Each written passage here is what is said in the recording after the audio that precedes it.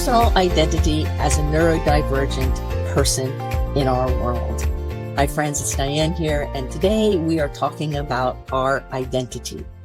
Whether you consider yourself a multipotentialite or a neurodivergent or twice exceptional, gifted, visionary, all those things, we have an identity that's personal to us, that includes our nuances, our sensitivities, our autobiography, how our own cells and being in our body works. See, we live in a culture that wants us to believe that everybody is the same and then we're divergent somehow. Well, really, we're divergent from that idea, but all people are different. There's no two of us that have the same autobiography or the same sensitivity of our nervous system or the same way of processing things.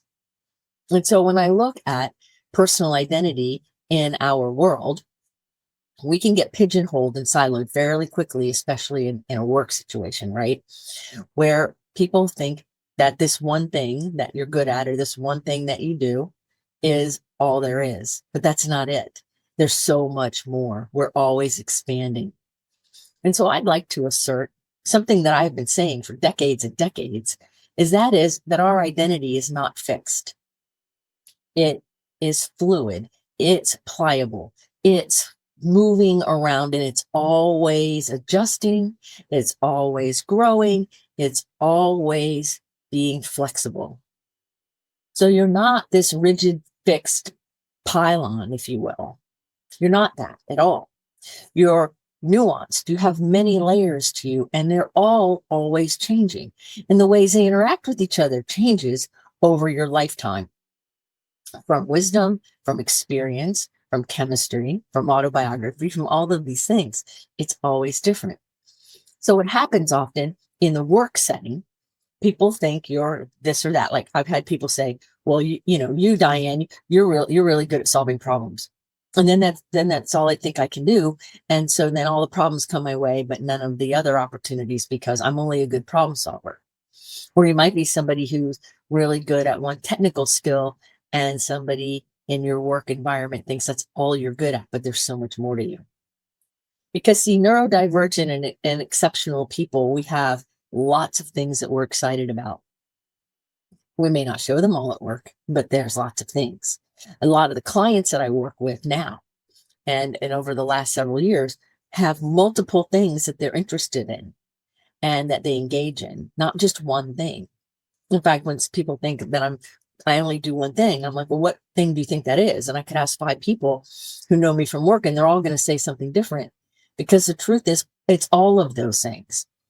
It's not choice A, B, C, D, it's choice E, all the above. And so that makes it easy for us to be misunderstood or feel not heard or to feel pigeonholed or micromanaged so that we don't want to do whatever it is we're supposed to be doing because it's not resonating with us. So I want to suggest that we learn how to live in a more fluid way, that we learn how to say, okay, I'm always changing, I'm always evolving, things are always in a movement kind of thing and never really static.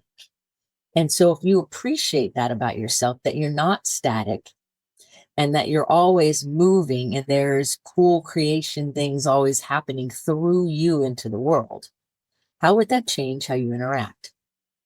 How would that change how you choose what you do? How would that change your relationships, your friendships, your coworkers, your family? If we realize that all of us, we're always changing. Like I'm recording the show on a weekend and so I've had a couple days to myself to kind of be with my dog and play around and have not had any work, so to speak, that I've had to engage with other people in, right?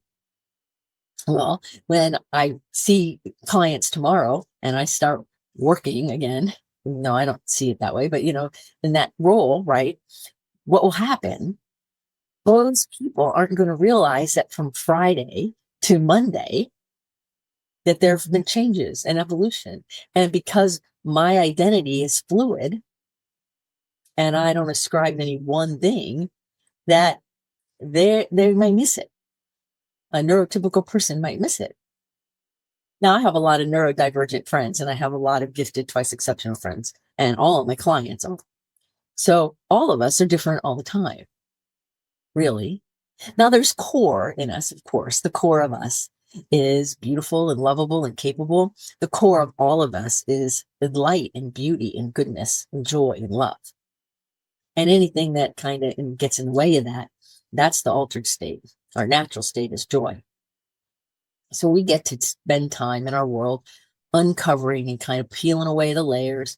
I kind of like to look at them as really light fabric, like a scarf or something that's easy to kind of brush away. I don't like to look at it as peeling a layer of an onion, because we cry when that happens and it's not always easy. But I can take and whisk a scarf off of myself. So I can change and allow myself to release the things that are restricting the fluidity of my identity. Because the truth is, it is fluid. I could be somebody's counselor in the morning. That's my identity then. And then later on, I could be somebody's really good friend. And then later on, I could be mentor. And then after that, I could be somebody who's interested in a certain book and we're having a scholarly conversation. All of those are parts of me and they're valid. And all of those creative parts of me exist. Then I could finish with all of that and go sailing. That's another part of me. And so all of you have the similar thing. You could look at the different aspects of your lives and see there's lots to you. So when we make the mistake in work or in our families or our social world where we think one person or maybe even two people will totally understand us and get it, we're going to miss out, because there's more to us than just that, right?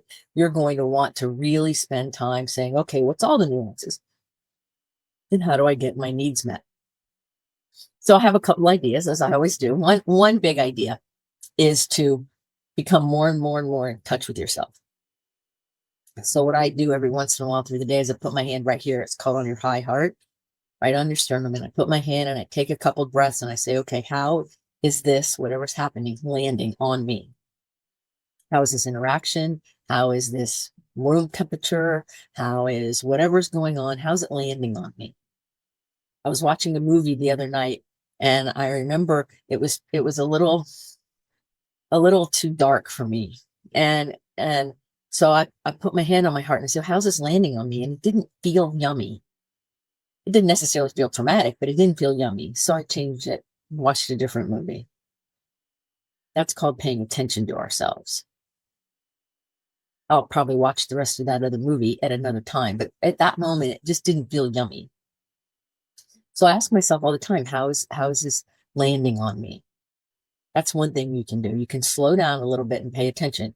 If it's not landing on you in a yummy, nice, kind of sweet way, then pay attention. And sometimes we have to do things that aren't yummy, right? And sometimes life isn't all that, but it's paying attention. So if it was prickly, but I still needed to do whatever the thing is, then I would honor the prickly and I would still take care of myself within that scope. So that when the prickly was over, I would come out even more charged up, even more aligned, even more fluid, right? So it's the telling ourselves the inner truth. It's having that integrity and that self-honesty that makes it so we can continue to keep going forward in our work in the world, whatever that is, in an authentic way. It's very, very, very important because you're not a fixed entity. I have a client I work with who spends a lot of time in different countries. And in each different role in these different countries, the Americans have one view of his work. But then when he's in other countries, they have a different view, but it's the same work. So to him, it's the same thing. But to all the people around him, it's something different because of the culture and the understanding and the autobiographies and expectations. Now, everybody's right. It's not about right or wrong. It's about understanding that we see each other differently. People see me differently than I see me. And I might see you in one way and I might say, man, I see how really beautiful and talented you are. And you might look at me like, that's not talent. I have friends of mine that argue with me when I compliment them. So they still have work to do to be able to receive a compliment, right? We all are working on something. And so our personal identity is always fluid, and it is directly correlated with what it is we're focusing on or working on in our personal and business world. So one thing I know for sure is that your business, whatever that is, cannot exceed how you feel about yourself. So even people who look all successful money-wise, if they're not in alignment and they're not healthy, and you look at other parts of their life, like their physical well-being or their health or their emotion management, you will see it not look so great. So if you want to have alignment and inner integrity and authority, it takes paying attention. What personal health and related development things I need to do to grow personally? What do I need to do to grow emotionally, mentally, spiritually, professionally? What is it? How can I keep developing so that all the different parts of me come together to this beautiful mosaic identity that is still always fluid? So who you are today is not who you're going to be, and it's not who you were. And so that's the first lesson. That's the most important thing to realize. You are not this fixed item. You're not. You're different all the time. With every breath, we're different. Our cells are different. There's some cells dying and some ones being born. We feed ourselves differently. If your diet's really healthy or you have no inflammation, your body's going to have a different experience in the world than if you've got pain. And all of these things affect our identity. I had this client one time come in my office, and she was 20 years old, and her mother set up for her to meet with me. And so she comes and she walks in and says, hi, and then named, like, I don't know, 5 or 6 different diagnoses before she said her name. And unfortunately, I knew her name from her mom because it took all these diagnoses before she got to her name. So you see, her identity at that time was totally wrapped up in all these diagnoses of the things that were wrong with her. So I worked with her over a period of time, helping her see that those diagnoses may be accurate, but that's not all of her identity. And so now the goals that this young lady had, she's successfully doing, and more. She's growing faster and faster and becoming more and more happy and successful and has fulfilling relationships. And part of it, as she says it to me, is because I taught her that she has value and that a diagnosis is not her identity. So when people say they want a diagnosis about something, I always say, how will that serve you? Because in a lot of cases it serves us, but sometimes it doesn't. Most of the time it does. Depends on what we do. So it's important that we pay attention to these things. Because if you walk around with the badge of honor of being a survivor, you're giving whatever it was you survived all the power. So you continue to be controlled by that person, place, or event. Oh, I survived this hurricane or that hurricane, and I survived this kind of trauma. As long as I hold on to that, I am giving the power to the hurricane or the trauma or whatever the item is. And that's what we want to pay attention to. Your identity is free of all of that. You're the one who puts that covering on top of who you really are. Now, of course, part of our healing and part of our growing might include owning the fact that, yes, I lived through that, and celebrating I lived through it. But then there comes a time when we're ready to say, yes, it was an event. And I've grown to the point where that event no longer controls me, and it's no longer one of my personal identifiers. That's when we know we're free. Well, we've taken away the personal identifier of the thing. Excuse me. That takes some work. It takes some self-honesty and some work. And it's totally doable. Totally doable. So I ask you, what are you going to do with your personal identity?